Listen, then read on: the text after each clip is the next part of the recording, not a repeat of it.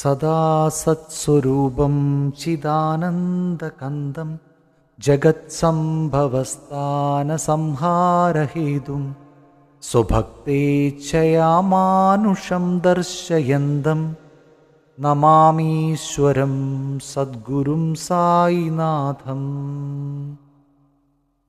അധ്യായം 3.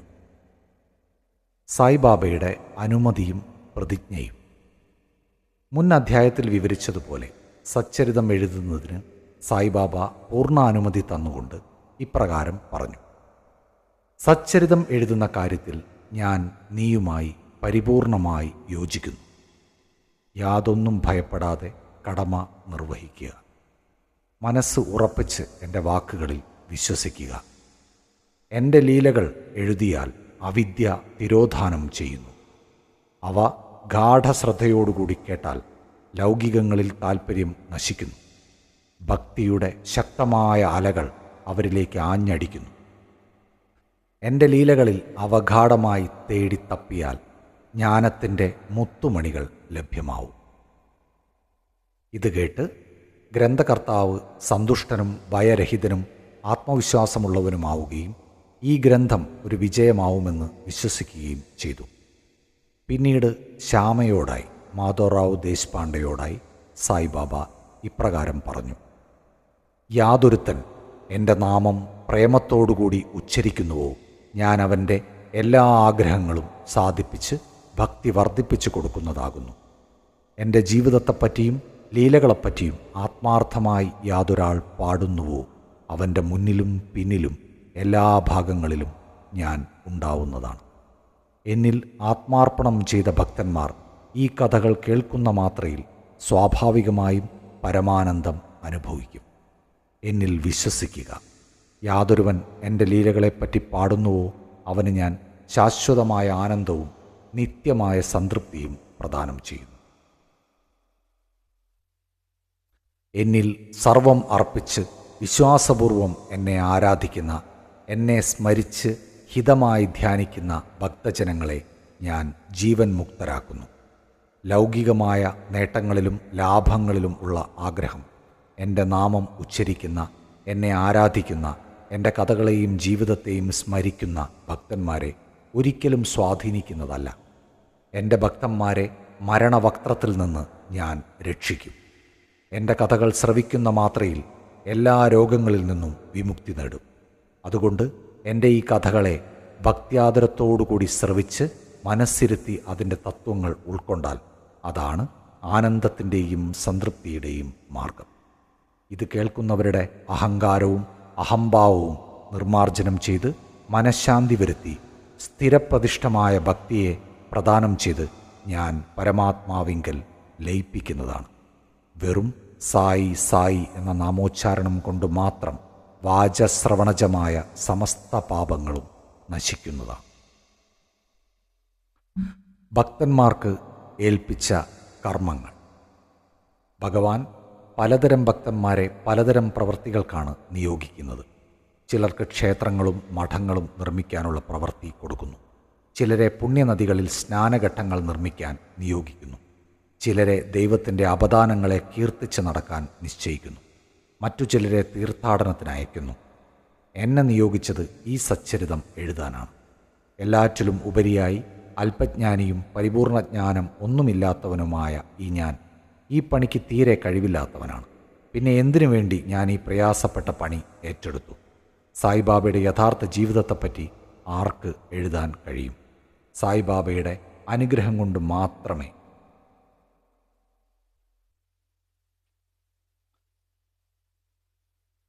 ഈ ദുർഘടം പിടിച്ച പ്രവൃത്തി പൂർത്തിയാക്കാൻ കഴിയൂ.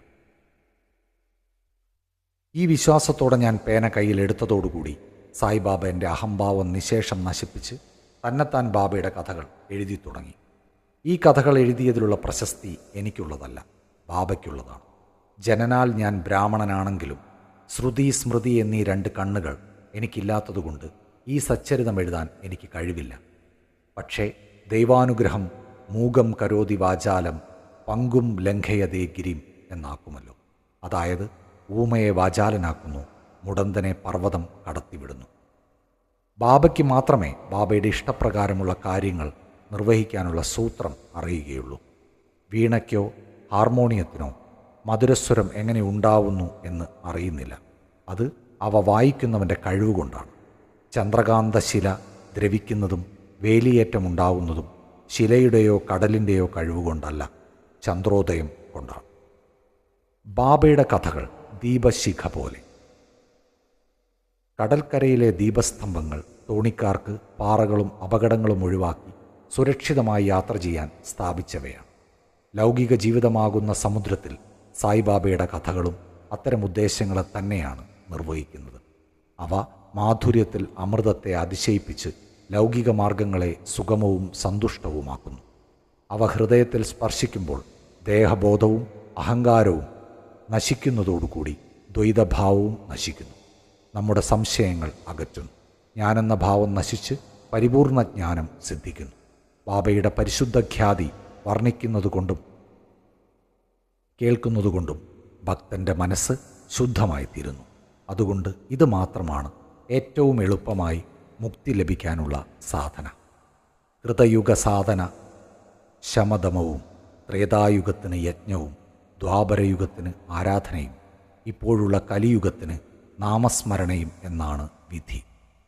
ഈ അവസാനത്തെ സാധന ചാതുർവർണ്ണ്യ ഭേദമില്ലാതെ അനുഷ്ഠിക്കാവുന്നതാണ്. മറ്റു സാധനകളായ യോഗം, യാഗം, ധ്യാനം, ധാരണ എന്നിവ പ്രയാസമുള്ളവയാണെങ്കിലും ഭഗവാന്റെ സായിബാബയുടെ അവദാനങ്ങൾ കീർത്തിക്കുന്നതും ശ്രദ്ധിക്കുന്നതും വളരെ എളുപ്പമാണല്ലോ. നാം ശ്രദ്ധ അങ്ങോട്ട് തിരിക്കുകയേ വേണ്ടൂ. അത് സംസാരബന്ധത്തിലുള്ള ആശ നശിപ്പിച്ച് ആത്മജ്ഞാനത്തിലേക്ക് നമ്മെ നയിക്കുന്നു. ഈ ഉദ്ദേശത്തോടുകൂടി സായിബാബ ഈ സച്ചരിതാമൃതം എഴുതാൻ എന്നെ സഹായിച്ചു.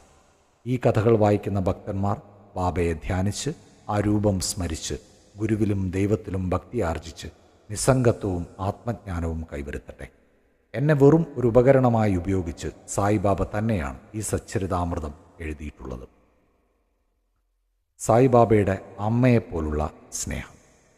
ഒരു പശു അതിൻ്റെ കുട്ടിയെ എങ്ങനെ സ്നേഹിക്കുന്നുവെന്ന് എല്ലാവർക്കും അറിയാം. അതിൻ്റെ അകിട് പാൽ നിറഞ്ഞതാണ്.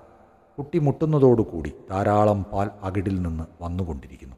അതുപോലെ മനുഷ്യരിലും അമ്മമാർ കുട്ടിയുടെ ആവശ്യങ്ങൾ മുൻകൂട്ടി അറിഞ്ഞ് വേണ്ട സമയം അതിന് മുല കൊടുക്കുന്നു. വസ്ത്രാലങ്കാരങ്ങളിൽ അമ്മ പ്രത്യേകം ശ്രദ്ധിക്കുന്നു. കുട്ടി ഇതൊന്നും അറിയുകയോ ശ്രദ്ധിക്കുകയോ ചെയ്യുന്നില്ല. എന്നാലും കുട്ടിയെ അണിയിച്ചൊരുക്കി കാണുന്ന അമ്മയുടെ ആനന്ദം സീമാതീതമാണ്. മാതൃസ്നേഹം അതുല്യവും അദ്വിതീയവും നിർമ്മലവും ഉത്തമവുമാണ്. ഈ മാതൃനിർവിശേഷ സ്നേഹമാണ് സദ്ഗുരുവിന് ശിഷ്യന്മാരോടുള്ളത്. സായിബാബയ്ക്ക് എന്നോടും ഇതേ സ്നേഹം തന്നെയായിരുന്നു. അതിനൊരു ഉദാഹരണം പറയാം.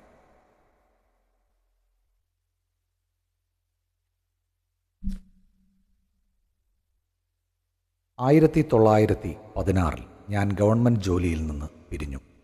പെൻഷൻ കിട്ടാനുള്ളത് കുടുംബം പുലർത്താൻ തീരെ മതിയായിരുന്നില്ല.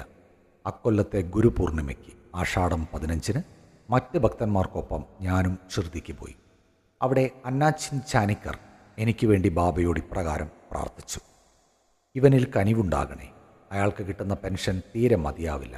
അയാളുടെ കുടുംബം വലുതാവുകയാണ്. മറ്റെന്തെങ്കിലും ഒരു ജോലി കൊടുത്ത് അയാളുടെ സങ്കടം തീർത്ത് രക്ഷിക്കണേ. ബാബ പറഞ്ഞു, അവന് മറ്റൊരു ജോലി കിട്ടും. ഇപ്പോൾ എന്നെ ശുശ്രൂഷിച്ച് സന്തുഷ്ടനാവട്ടെ. അവൻ്റെ ഭക്ഷണകാര്യം എന്നും നിറപാത്രമായിരിക്കും, ഒരിക്കലും ഒഴിയില്ല. അവൻ മുഴുവൻ ശ്രദ്ധയും എന്നിൽ അർപ്പിക്കട്ടെ. നിരീശ്വരന്മാരുമായും ദുർവൃത്തരായും മതവിദ്വേഷികളുമായും അവൻ ഒരിക്കലും കൂട്ടുകൂടരുത്. എളിയവനായി എല്ലാവരോടും പെരുമാറി എന്നെ ആരാധിക്കട്ടെ. അങ്ങനെ ചെയ്താൽ അവൻ ആനന്ദവാനായി മാറും. റോഹില്ലൻ്റെ കഥ. ബാബയുടെ വിശ്വപ്രേമത്തിൻ്റെ ഉദാഹരണമാണ് റോഹില്ലൻ്റെ കഥ. ദീർഘകായനും ദൃഢശരീരനും കൂറ്റനെപ്പോലെ ദേഹബലമുള്ളവനുമായ ഒരു റോഹില്ല മുസ്ലിം ഷിർദിയിൽ വന്നു. അയാൾ ഒരു നീളൻ കുപ്പായമാണ് ധരിച്ചിരുന്നത്. ബാബയിൽ ആകൃഷ്ടനായി അയാൾ അവിടെ താമസിച്ചു. രാപ്പകൽ അയാൾ കർണകഠോരമായ സ്വരത്തിൽ അത്യുച്ചത്തിൽ ഖുറാനിൽ നിന്ന് കൽമ ചൊല്ലി അല്ലാഹു അക്ബർ എന്ന് അലറും. ഷിർദിയിൽ അധികം പേരും പകൽ മുഴുവൻ വയലിൽ പണിയെടുക്കുന്നവരാണ്. അത് കഴിഞ്ഞ് രാത്രി മടങ്ങിയെത്തിയാൽ ഈ റോഹില്ലൻ്റെ അലർച്ച കൊണ്ട് അവർക്ക് ഉറക്കം കിട്ടാതെ അവർ കുഴപ്പത്തിലായി. കുറേ ദിവസം അവരെല്ലാം സഹിച്ചുവെങ്കിലും ഒടുവിൽ സഹിക്കാനാവാതെ ബാബയെ സമീപിച്ച് അവരുടെ വിഷമത്തെപ്പറ്റി പറയുകയും റോഹില്ലിനെ ഒന്ന് നിയന്ത്രിച്ചു നിർത്താൻ അപേക്ഷിക്കുകയും ചെയ്തു. ബാബ അത് ഗൗനിച്ചില്ലെന്നും മാത്രമല്ല, അവർ അവരുടെ കാര്യം നോക്കിയാൽ മതിയെന്നും റോഹില്ലിൻ്റെ കാര്യം നോക്കേണ്ടെന്നും പറഞ്ഞു. ബാബ ഇങ്ങനെ കൂട്ടിച്ചേർത്തു: റോഹില്ലിന് വളരെ ചീത്ത സ്വഭാവക്കാരിയായ ഒരു ഭാര്യയുണ്ട്. അവൾ റോഹില്ലിനെയും എന്നെയും വന്ന് ബുദ്ധിമുട്ടിക്കാൻ ശ്രമിക്കുകയാണ്. പക്ഷെ റോഹില്ലിൻ്റെ പ്രാർത്ഥന കേൾക്കുമ്പോൾ അവൾക്ക് കടന്നു വരാൻ നിവൃത്തിയില്ലാതെ ഭയപ്പെടുന്നതുകൊണ്ട് ഞങ്ങൾക്ക് സമാധാനവും സന്തുഷ്ടിയും നഷ്ടപ്പെടാതിരിക്കുകയാണ്. യഥാർത്ഥത്തിൽ റോഹില്ലൻ അവിവാഹിതനാണ്. അവൻ്റെ ഭാര്യ എന്ന് ബാബ പറഞ്ഞത് ദുർബുദ്ധിയും ദുഷ്ടവിചാരവുമാണ്. ബാബയ്ക്ക് ഏതുവിധമായ പ്രാർത്ഥനയും ഇഷ്ടമായതിനാലാണ് റോഹില്ലൻ്റെ ഭാഗം ചേർന്ന് ഗ്രാമീണരോട് അസൗകര്യം തൽക്കാലം സഹിക്കാനും ക്രമേണ അത് തീരുമെന്നും പറയാനിടയായത്. ബാബയുടെ അമൃതവാണികൾ. ഒരു ദിവസം മധ്യാഹ്നാരതിക്ക് ശേഷം ഭക്തന്മാർ താവളങ്ങളിലേക്ക് മടങ്ങാൻ തുടങ്ങുമ്പോൾ ബാബ താഴെ പറയും പ്രകാരം ഉപദേശിച്ചു: നിങ്ങൾ എവിടെയായാലും എന്തു ചെയ്താലും അതെല്ലാം ഞാൻ അറിയുന്നു എന്ന് ഓർമ്മിക്കുവിൻ. ഞാൻ അന്തര്യാമിയും ഹൃദയനിവാസിയുമാണ്. സമസ്ത ജീവജാലങ്ങളിലും ചരാചരങ്ങളിലും ഞാൻ ഉൾക്കൊള്ളുന്നു. പ്രപഞ്ചനാടകത്തിലെ സൂത്രധാരനാണ് ഞാൻ ലോകമാതാവും സർവത്തിനും കാരണഭൂതനും ത്രിഗുണങ്ങളും ജ്ഞേയവും സൃഷ്ടിസ്ഥിതി സംഹാരകാരിയുമാണ്. എന്നിലേക്ക് ശ്രദ്ധ തിരിക്കുന്നവനെ യാതൊന്നിനും നശിപ്പിക്കാനാവില്ല. എന്നെ വിസ്മരിക്കുന്നവനെ മായ അടിച്ചമർത്തി തളർത്തിക്കളയും. സമസ്ത ജീവജാലങ്ങളിലും കൃമികളും ഉറുമ്പുകളും ചരാചരങ്ങളും എൻ്റെ ശരീരവും ആകൃതിയുമാണ്. ഇത് കേട്ട് എൻ്റെ ഈ ഗുരുവെ അല്ലാതെ മറ്റാരെയും ഞാൻ സേവിക്കില്ലെന്ന് തീരുമാനിച്ചു. അന്നാച്ചിൻ ചാനിക്കറോട് ബാബ എനിക്ക് ജോലി കിട്ടുമെന്ന് പറഞ്ഞത് കേട്ട് എൻ്റെ മനസ്സിൽ അങ്ങനെ ഉണ്ടാവുമോ എന്ന് സംശയമായിരുന്നു. ബാബയുടെ വാക്കുകൾ ശരിയാണെന്നും എനിക്ക് കുറച്ചു കാലത്തേക്ക് ഗവൺമെൻറ് ജോലി കിട്ടിയെന്നും ഭാവി കൊണ്ട് തെളിഞ്ഞു. അതിൽ പിന്നെ ഞാൻ സ്വതന്ത്രനായി മുഴുവൻ സമയവും എൻ്റെ ഗുരു സായിബാബയുടെ പരിചരണത്തിന് ഉപയോഗിച്ചു. ഈ അധ്യായം അവസാനിപ്പിക്കുന്നതിന് മുമ്പ് ഞാൻ വായനക്കാരോട് അപേക്ഷിക്കുകയാണ്. എല്ലാ തടസ്സങ്ങളും മടിയും നിദ്രയും മനഃശാഞ്ചല്യവും ഇന്ദ്രിയ സുഖേച്ഛയും ഉപേക്ഷിച്ച് സായിബാബയുടെ ഈ കഥകളിൽ മുഴുവൻ ശ്രദ്ധയും ചെലുത്തുവിൻ. സ്വാഭാവികമായ പ്രേമം വളർത്തി ഭക്തിയുടെ രഹസ്യം മനസ്സിലാക്കുവിൻ. മറ്റു സാധനങ്ങൾ കൊണ്ട് തളരേണ്ടതില്ല. സരളമായ ഈ ഒരൊറ്റ വഴി, അതായത് സായിബാബയുടെ കഥകൾ ശ്രവിക്കൽ മാത്രം മതി. അവരുടെ അജ്ഞാനം നശിച്ച് മോക്ഷം കൈവരും. പിശുക്കൻ എവിടെ പോയാലും അയാൾ സൂക്ഷിച്ചു വെച്ച ധനത്തിലായിരിക്കുമല്ലോ മുഴുവൻ ശ്രദ്ധയും. അതേപോലെ സായിബാബയെ മനസ്സിൽ കുടിയിരുത്തിയാലും. അടുത്ത അധ്യായത്തിൽ സായിബാബ ഷിർദിയിൽ വന്ന കാര്യങ്ങളെപ്പറ്റി പ്രതിപാദിക്കുന്നതാണ്. ശ്രീ സായിയെ നമിക്കുവിൻ. ലോകശാന്തി ഭവിക്കട്ടെ. സായിറാം.